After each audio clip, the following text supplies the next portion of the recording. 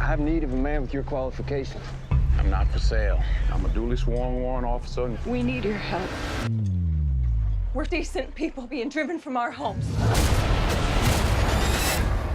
Slaughtered in cold blood. So you seek revenge? I seek righteousness, but I'll take revenge.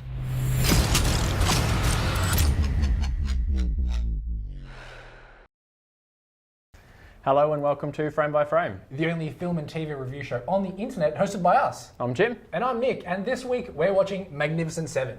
So Magnificent Seven is a remake of the 1960 Western of the same name, which is in itself a remake of the earlier Japanese film Seven Samurai. So the story's been around for a while.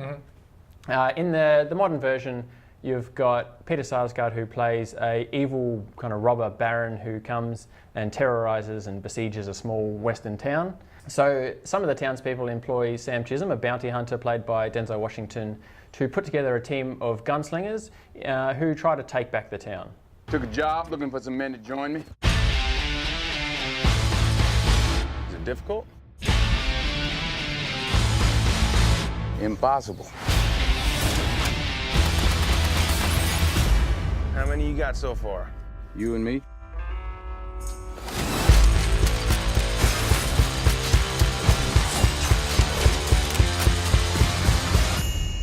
Quite a batch of strays. So Nick, this is kind of the third retelling of this story. How did you enjoy this version of the Magnificent Seven? I'd say for the most part it's a relatively enjoyable film. I mean, yeah, you're saying it is a retelling, it's a reboot, and they haven't really done much with the storyline in terms of trying to reinvent it and reinvent the characters. But to me, it was more of a way of introducing the concept of Western and a really great cast to potentially a new audience, because we don't see a lot of Westerns nowadays. But this one, I guess, is using the star power of Denzel Washington, Chris Pratt right now, Ethan Hawke, to try and bring in a new audience of people who are going to love Westerns. And for the most part, it's a really fun film, and I think it does that. Yeah, I found it fun, but probably ultimately forgettable. I didn't know, maybe my problem is maybe not so much with the film itself, but just the reason for making the film. I don't think the remake was really that necessary. They didn't really bring much new to the story. I agree with that. Or anything different, a modern twist, modern take. They stuck to the cliches of the genre. But you mentioned the good cast. I felt some of the cast was good, but some of the cast was, they didn't get the best out of. And I would 100% agree with that. Chris Pratt particularly is such a funny actor, and he just wasn't funny enough in this. Underutilized, and this is something that I've been saying to people, and even you just prior to shooting, Jim, is it feels like for a lot of the film there are heavy portions that were left out, and I think that those portions that were left out are ultimately what say develops the character. So there are portions where it feels like Chris Pratt, obviously in the trailers and whatnot, you see him doing card tricks and he's pinned as the gambler, kind of like the illusionist, if you will. But then he didn't really do that much magic he doesn't for the rest do of the that film. much for the rest of the film. He does it once or twice at the start, and then you expect that that's one of the defining features of his character. And then we don't really see much of it for the rest of the movie. And then obviously you've got the fact that he's a really funny actor and being really great in Guardians of the Galaxy, great in Parks and Rec. And because I guess you're fighting for screen time between 7 main characters, you just can't give enough time to him to develop as a character, which is, I guess, one of the ultimate flaws of the film. Yeah, so a serviceable remake. The big battle scene at the end, which is a feature of the film, probably went a bit too long for me and got a bit tedious. I can understand that. The plot itself is predictable. It's not a new story, so it's hard to make it, exciting. Yeah. But you kind of see a lot of the plot developments coming, a bit too far off. But there was some good elements, and I thought Denzel Washington was good. Yeah, I really love seeing him in that sort of role. Him playing that sort of role, maybe not the hardest role for him to play with his experience, but he was really good, I thought. And I thought the diversity of the cast was a real strength of the film. That was really fun to watch. I really liked, even though he was not probably one of the featured players of the actual Magnificent Seven, Red Harvest, who was the Native American in there, he was really good for the small portions we saw him. And again, to reference that some portions of the film were potentially left in the editing suites. It seems as though there are portions of the film that reference almost very, very subtly a backstory to his character that, because it's been edited out, doesn't develop the character fully. And because of that, you do miss out on seeing a really great character, develop as much as Sam Chisholm from Denzel. Yeah, and speaking of underutilized, I thought the female, it was a male-heavy film. Yeah, I thought the one female character was a really good, strong character, played by Hayley Bennett, but she probably didn't get enough screen time. Yeah, I'd probably agree with that. She plays the townsperson who actually sort of sets out to find Denzel Washington's character to assemble the Magnificent Seven.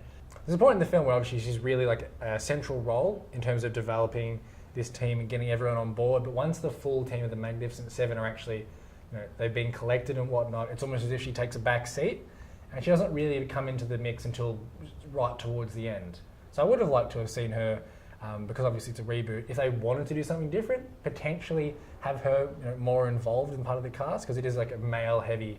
A lot of testosterone in that feature cast. Yeah, and a lot of guns. Yeah, a lot of gunslinging. So the plot perhaps a bit underwhelming for us, Nick, but in terms of recreating the Western genre on screen, they did a really good job, didn't they? Set design was incredible. They even built the whole town, didn't they? Yeah, prior to heading out to see the film, I was listening to an interview with Chris Pratt and Denzel Washington in the car, and they were talking about how they built the entire Western town up, with like intricate displays inside for when they were filming. And then towards the end of the film, when they have a massive shootout to sort of fight off the bad guys, if you will, they just like tear it to shreds. And that was really upsetting to watch, because I was just imagining how much work went into building this town. And it was just so aesthetically pleasing to see this, Western village. It was really well done. And same with like costume and everything. Attention to detail was second to none.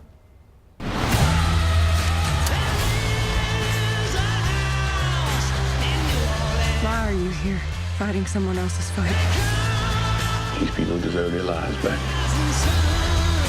Take the damn shot. I suppose that Undertaker's gonna get some business out of this deal. This is not going to end well. You gotta hate what you're firing at! How many men you say?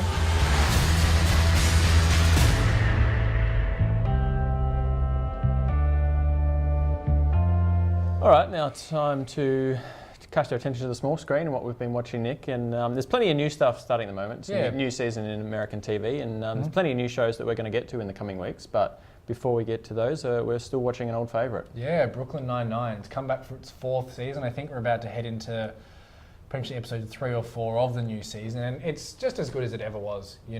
Solid cast. Love Andy Samberg. Love Terry Crews for his small portions. I've got great names in it. The best comedy.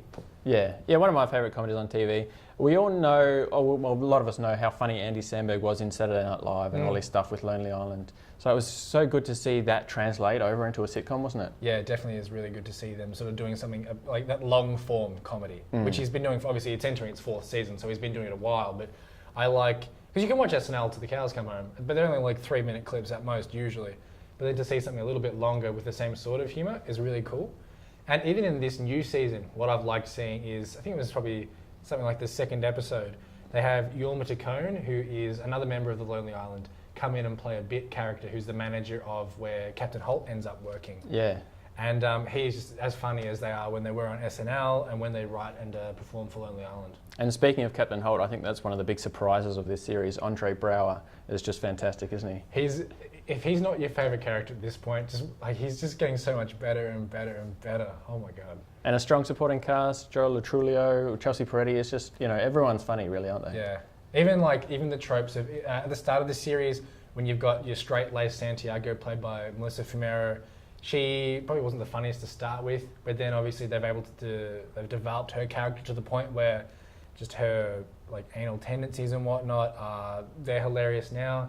You've got Diaz, played by Stephanie Beatriz, and she's real funny as sort of like the badass. So season 4 of Brooklyn Nine-Nine picks up where Captain Holt and Jake Peralta have been put into witness relocation. They're hiding from a mob boss who's after them, which sort of picks up again for the end of the 3rd season. And the first couple of episodes are about them living this new life in the witness relocation program and how they want to, obviously get out of it, get back to their real lives, get back to their real jobs that they love, and so they can ultimately find this mob boss and take him out for good. Yeah, this is a classic sitcom storyline, isn't it? Oh. A cliffhanger at the end of one season, everyone's split up, everything's turned upside down, and then the first few episodes of the new season, they slowly bring it all back together and everything's back where it started. beautiful recipe for success in conjunction with obviously great writing, great cast. It's one of those comedies you just can't miss. Obviously, it's been nominated for plenty of awards over the years, and it's probably just going to keep going. Yeah, it's the comedy I recommend to anyone who hasn't seen it. I just say this is the comedy to watch. Oh, it's the funniest. It's great. On September 20th, I'm gonna kill you both. the 9-9 starts the season in witness protection Morning, Greg. Morning, Larry. with new jobs You look perfect. Go to hell, Larry. and a new squad. You know me. I see a pair of thick, weighty breasts, and all logic flies out the window. All right, guys. Well, we better get out of here before Denzel Washington comes and hunts us down. Thanks for watching another episode of Frame by Frame. We'll see you next week.